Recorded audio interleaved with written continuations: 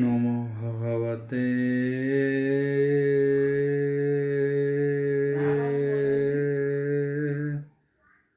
বাসুদেবায়।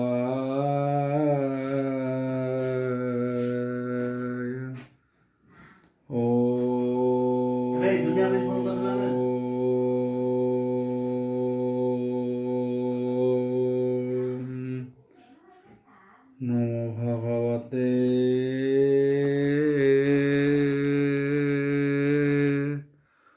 वासुदेवाय। यथा मंगलाचरण भागिसा यश वदने लक्ष्येषु च वक्ष्यसि जसते हृदय वसति तनुश्रियं भजे विश्वसर्वदिवालक्षणं श्रीकृष्णाख्य परोध्याम जगध्याम नमामि तत् माधव माधव वश्च सर्वसिद्धिविनायते वन्दे परस्परत्यं परस्परं प्रियलोकं मूकं करति वाचलं पङ्गुलङ्घयते गिरि यत्कृपाहतमः वन्दे परमानन्दो माधव। जो ब्राह्मण रुद्रन्तु स्तुतन्ति दैवस्तव देवसङ्गपद पश्यन्ति जो सामज्ञा ध्यान वसते गदगदे मनसा पश्यन्ति जो योगिना जसते न बुद्धिसुरासुरगण देवायस्तुते नमः। नारायणं नमस्कृत्यं नरचैव नरोत्तमं देवी सरस्वती व्यासं ततो जयमुदीरयेत्। निर्गलं कल्पितं फलविमुखविदर्भयुक्तं पिबतं भागवतं रसमलेतं प्रभु। पंचदश अध्याय नवमस्कन्ध पंचदश अध्याय शुक उवाच बोल प्रेमानवार हरि बोल। एबे हो शुण नरनाथ सोमर वंशानुचरित उर्वशी गर्भे विष्णु तेज जन्मिले पुर हवरा बीर्य सुंदर पणे नाही सम शुण से षडह पुत्र नाम आयु स्वतायु पुणी रय स्वतायु विजय हे जे स्वतायु विजय जे जय सुतायु सुत वसु मान एक नाम हयर नंदन श्रुतंजलिर सुत जय रतन हय अमित विजयतन हय जे भीम भीमर पुत्र जे कांचन तासुत राते हे जन्म होए गुंड से गंगा जल पिए जह्नर सुत पुर नाम बालक ताहांक नंदन अजक कला हावर सुत कुशता ठारू हेला जात बालक सुत कुश होई से चारि पुत्र कु जन्मई सुकाम्बु पुत्र जे प्रथम तनय द्वितीय संतान तृतीय वसु नामे ख्यात कुशभानर अटे चतुर्थ कुशाम्भु सुत गादी नाम अति सुंदर गुण धाम ताहार कन्या सत्यवती ता कथा शुण हो नृपति अरुचिक नामे हे ब्रह्मचारी कन्या मागिले हे ताको आसी देखिण वृद्ध हता शरीर से गाधी नक हरिला वर बोले रुचिक मुख चाही कन्या लभिलु जेबे तुही बोइलु मोर कन्या वर तू एबे मोर बोल कर सहस्र अश्रु मते दिय चंद्रर प्राय 1000 देह कर्ण होइब श्याम वर्ण ବର୍ତ୍ତବେ ମୁଁ ଦେବି କନ୍ୟାଦାନ। ହେମନ୍ତେ ରାଜାର ବଚନେ ରୁଚିକ ବରୁଣ ଭୁବନେ। ମିଳିବ ଋଣକୁ ମାଗିଲେ ବରୁଣ 100 ଶ୍ରତ ଦେଲେ। ସେ ଅଶ୍ରୁ ପାଣି ମୁନି ଦେଲା ସତ୍ୟବତୀର ବିବାହ ହେଲା। ରୁଚିକ ପତ୍ନୀ ପୁତ୍ର ଅର୍ଥେ ବିଚାରି ମାତାହାର ସହିତେ। ପୁତ୍ର କାମନା କରିଦେବି କାମନା କଲୁ ରୁଚୁ ଘେନି। ଜ୍ଞାନ ଆରମ୍ଭୀ ପୁତ୍ର ଅର୍ଥେ ଚରୁ ସିଞ୍ଚିଲା ଦେବ ମନ୍ତ୍ରେ। ମାତ୍ରା ଦୁହିତା ଅର୍ଥ ବେଦୀ ନର ରୁଚୁ ସାଧିଲା ମହାମୁନି। ସେ ରୁଚୁ ଦେଇ ପତ୍ନୀ ହସ୍ତେ ରୁଚିକ ଗଲେ ସ୍ଥାନ ଅର୍ଥେ। ଯେ ରୁଚୁ କଲା ମହାତ୍ମା ଶୁଣ ଚତୁରର ମହିମା। ଏକ କ୍ଷତ୍ରିୟ ବିପ୍ର ଏକ ସେ ଚରୁ ବିପହରିତ ଦେଖ। ସତ୍ୟବତୀର ମୁଖ ଚାହିଁ ମାତା ବୋଲଇ ଭ୍ରାନ୍ତି ନହି। ତା ଚରୁ ମୋର ହସ୍ତେ ଦିଅ ମୋଠାରେ ଯେବେ ଅଛି ସ୍ନେହ। ହେମନ୍ତେ ମାତା ମୁଖ ଶୁଣି ତକ୍ଷଣେ ରାଜାର ଦୁଲଣି। ଆପଣା ଚରୁ ମାତା ହସ୍ତେ ଦେଲା ସେ ପ୍ରିୟ ଭାବ ମତେ। ଚରୁ ଭୁଞ୍ଜିଲେ ହେବେନି ନାରୀ ଏବେ ଶୁଣ ଦଣ୍ଡଧାରୀ। ରୁଚିକ ସ୍ଥାନ ସାରି ଜଳେ ଗୃହେ ମିଳିଲା ରାତ୍ର କାଳେ।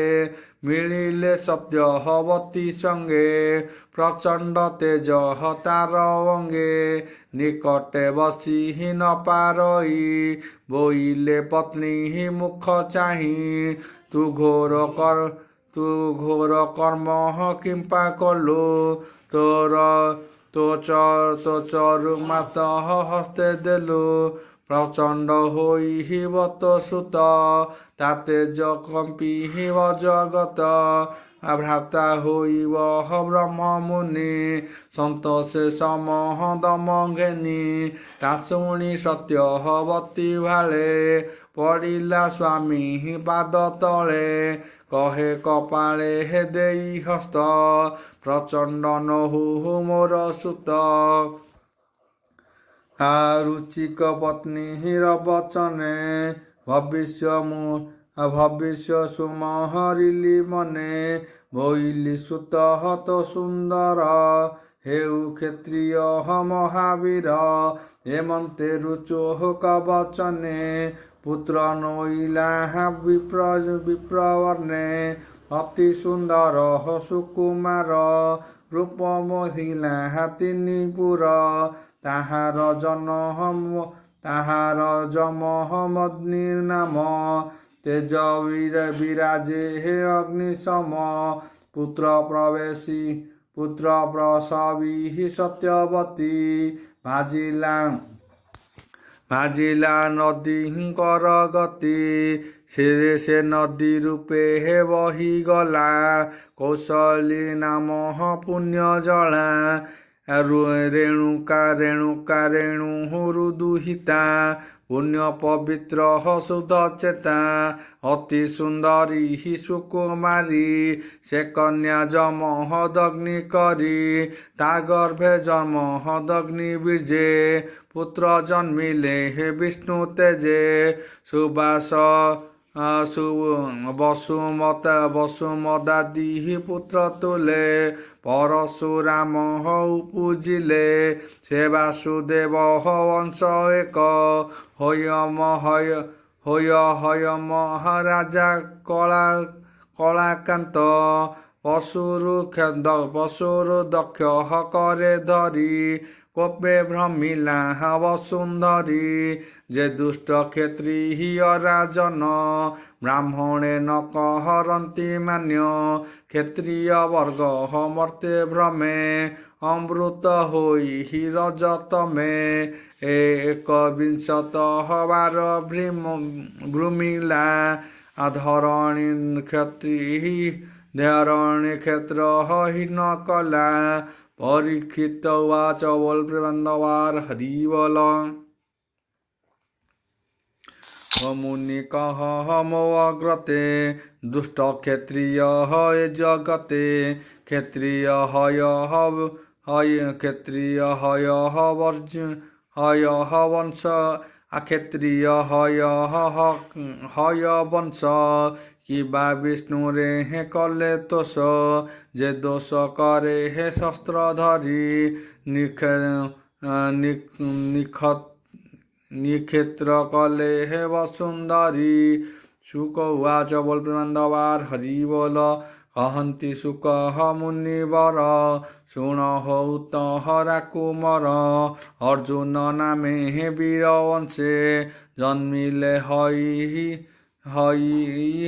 हय वंशे। उत जे नारायण वंश तापादे होइले विश्वास। ଅନେକ ଆରାଧନା କଲେ ସେ ତାକୁ ତୋଷ ବର ଦେଲେ। ତପେ ସହସ୍ର ଭୁଜ ଧରି ତେଜ ସମାଧି ଯଶ ସିରି। ଆଣିମାଦି ଅଷ୍ଟ ସିଦ୍ଧି ଲଭିଲା ଅନେକ ସମୃଦ୍ଧି। ବ୍ରହ୍ମ ଇଏତି ଭୁବନେ प्रचंड जे सहने पवने। दिने के दिन के स्त्री ही गण संगे दिग विजय कला रंगे। कामिनी संगे हे रस भोले पशिला रे बाहा नदी जले। जय बयजंतीर माଳ गले नारीଙ୍କ ସଙ୍ଗେ ହେ ଜଳେ ଖେଳେ।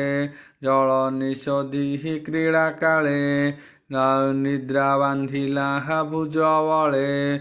ଭୁଜ ଉପରେ ହେ ଭୁଜ ଦେଲା ନଦୀ ଜଳକୁ ବନ୍ଦୀ କଲା। ନଦୀ ବହିଲା ପ୍ରତିସ୍ରୋତେ ବାମ ଦକ୍ଷିଣ ଗ୍ରାମ ଯେତେ। ପର୍ବତ ଆଦି ଘୋର ବନ ସ୍ଥଳ ଗଭୀର ଦେବସ୍ନାନ।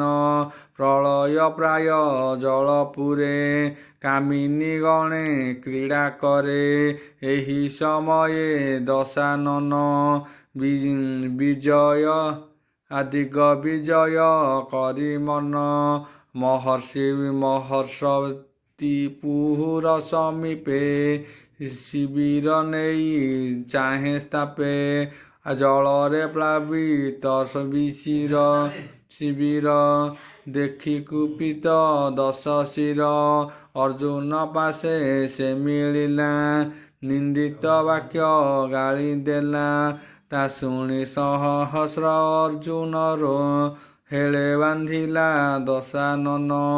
ମର୍କଟ ପ୍ରାୟ ବାନ୍ଧି କରି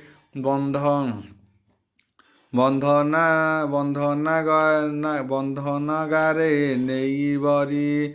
ଅନେକ ଦିନ ହସେ ରଖିଲା ଅବଜ୍ଞା କରି ଛାଡ଼ିଦେଲା। ପୁଣି ଅର୍ଜୁନ ଏକ ଦିନେ ମୃଗୟା ଅର୍ଥେ ହେ ଗଲେ ବନେ। ତାହାର ଅଶ୍ୱ ବଳ ଯେତେ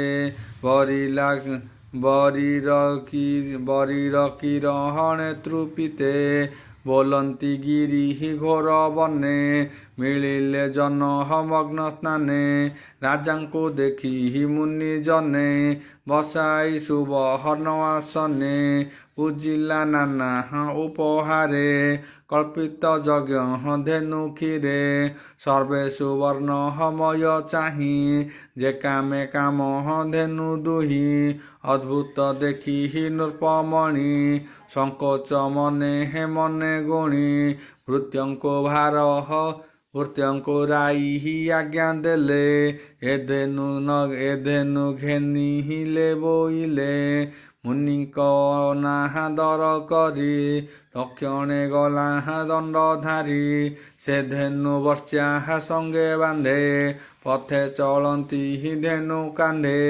ରାଜା ଚଳିଲା ନିଜ ଗ୍ରାମେ ବନେ ଯେ ଥିଲେ ହେ ପଶୁରାମେ ଯଜ୍ଞ ଆହୁତି ଭଙ୍ଗ ଶୁଣି ଗୃହେ ମିଳିଲା ଭୃତ୍ୟମଣି ବସ୍ୟା ସହିତେ ଧେନୁ ନେଲା ପିତାଙ୍କୁ ଅନାଦାର କଲା ଏକଥା ଶୁଣି କୋପ ଭରେ ତୀକ୍ଷ୍ଣ ପରୁଷ ଧରି କରେ କବଚେ ଆବୋହରି ଶରୀର କାନ୍ଧେ କାମୁଜ ତୀକ୍ଷ୍ଣ ସର ଅଛେ ଧାଇଁଲା କୋପ ମନେ କୁଞ୍ଜର ଦେଖି ସିଂହ ଜେନେ ପଛେ ଗୋଡ଼ାନ୍ତି ପଶୁରାମ ରାଜା ଦେଖିଲେ ଘୋରତମ ପଶୁର ଦକ୍ଷ କରେ ଧରି ହରିଣ ଚର୍ମ ଦେହ ଭରି ସୂର୍ଯ୍ୟର ପ୍ରାୟ ତେଜ ଦେହେ କପିଳ ଜଟା ହାସିରେ ଶୋହେ ଦେଖି ପଶୁରାମର ତେଜ ପଥେ ରହିଲା ମହାରାଜ ସୈନ୍ୟକ ଚାହିଁ ଆଜ୍ଞା ଦେଲା ଅନେକ ଶସ୍ତ୍ର ପ୍ରହାରିଲା ଅଶ୍ୱକୁଞ୍ଜର ସେନା ଯେତେ ଶସ୍ତ୍ର ପେରିଲେ ଅପ୍ରମିତେ ଗଦା ଖଡ଼ଗ ଶକ୍ତି ଯଷ୍ଟି କୋପେ କରନ୍ତି ଶର ବୃଷ୍ଟି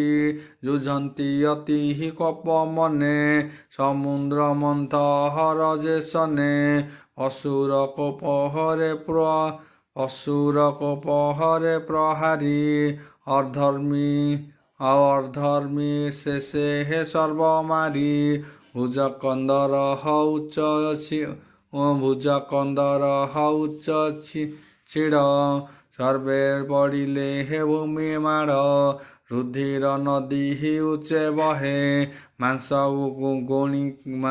ଶୋଣିତ ହର୍ଷ ମେଦ ମହେ ମଲେ ଉକ୍ଷଣେ ସପ୍ତଦଶ ରହିଲା ଶସ୍ତ୍ର ବାହୁ ଶେଷ ସୈନ୍ୟ ମରଣେ ବହି ମୁନି ଧାଇଁଲା ପଞ୍ଚଶତ ନାରାଚାର୍ଯ୍ୟୋଚି ପଞ୍ଚଶତେ ରହିଲା ରାମହର ଗ୍ରତେ ବୃକ୍ଷରୁ ପତ୍ର ଯେନେ ଝଡ଼େ ରାମ ଉପରେ ଶସ୍ତ୍ର ପଡ଼େ ଦେଖି ତାହାର ବୀର ଗତି ବେଗେ ଧାଇଁଲେ ତୃତୀପତି କଠୋର ସହସ୍ରତ ଭୁଜ ହେଳେ ଛେଦିଲେ ଭୃଗୁରାଜ ତୀକ୍ଷ୍ଣ କୁଠାରେ ମୁଣ୍ଡ ହାଣି ଭାରାଉ ଆସିଲେ ଧରଣୀ ପିତା ମରଣ ପୁତ୍ର ଦେଖି ଭାଜିଲେ ସମହର ଉପେକ୍ଷୀ ରାମ ସଂହରି ମହାମୁନି ସଙ୍ଗତେ ଘେନି ଯଜ୍ଞ ଧ୍ୱନି ଆନନ୍ଦ ମନେ ଯଜ୍ଞ ବାଟେ ମିଳିଲେ ପିତାଙ୍କ ନିକଟେ ପିତା ସମୀପେ ଧେନୁ ଦେଇ ଚରଣେ ଗଡ଼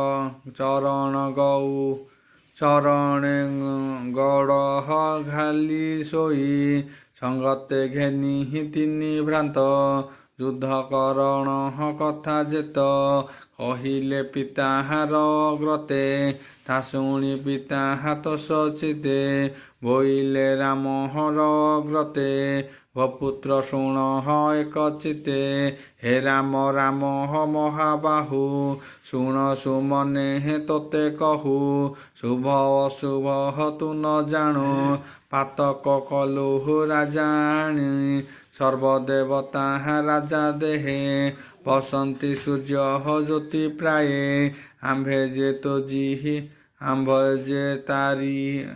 ଯେ ଜାତି ରେ ବ୍ରାହ୍ମଣ ସ୍ୱଭାବେ କ୍ଷମାର ଆଚରଣ ବ୍ରହ୍ମା ଯେ ସର୍ବଦେବ ଗୁରୁ କ୍ଷମା ପୂରିତ ଯେହ୍ନେ ମରୁ ତେଣୁ ବସିଲା ସତ୍ୟ ଲୋକେ ଅଶେଷ ତୀକ୍ଷ୍ଣ ଭୁଞ୍ଜେ ଏକେ କ୍ଷମା ଯାହାର ହୃଦେ ରହେ ବିଷ୍ଣୁ ସନ୍ତତି ତାର ଦେହେ ଏଣୁ ଯେ ନୃପ ବଧ କରେ ଦୂରିତେ ଦୂରିତେ କେବେ ହୁନତରେ ଏବେ ତୁ ତୀର୍ଥ ସେବା କର ତୋଠାରୁ ପାପ ହେବ ଦୂର ଚିନ୍ତେ ଚିନ୍ତିବୁ ନାରାୟଣ ଅନ୍ୟଥା ନାହିଁ ପରିତ୍ରାଣ ପରଶୁରାମର କାହାଣୀ ଯେ ନର ଶ୍ରୁତି ପଥେ ଶୁଣି ନରକ ପଥେ ନାହିଁ ଭ୍ରାନ୍ତି ହେଳେ ସେ ସଂସାରୁ ତରନ୍ତି ଓଲୋଇ ବିପ୍ରହ ଜଗନ୍ନାଥ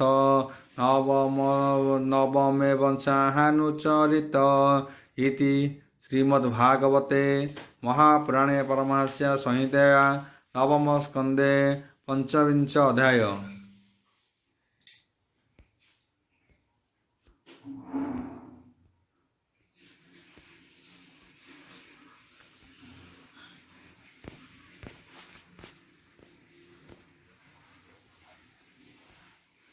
षोडश अध्याय नवम स्कंद षोडश अध्याय शुक उवाच बोल प्रेमानंदवार हरि बोल एबे हो शुण नरनाथ परशुराम हर चरित पिता बचने हे बने गले अनेक तीर्थ स्नान कले पुणी से बर सकवंते गृहे मिलिले हे सुदचिते पिता चरणे हे नमस्कार करी रहिले हे निजपुर एबे हो शुण नृपमणि रेणुका गले हे जल आणी गंगार निकटे मिलिले से जले गंध हर्प देखिले इंद्र कुमार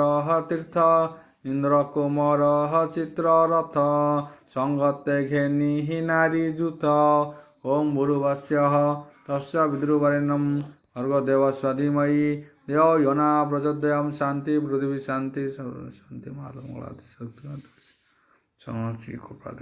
जय जगन्नाथ।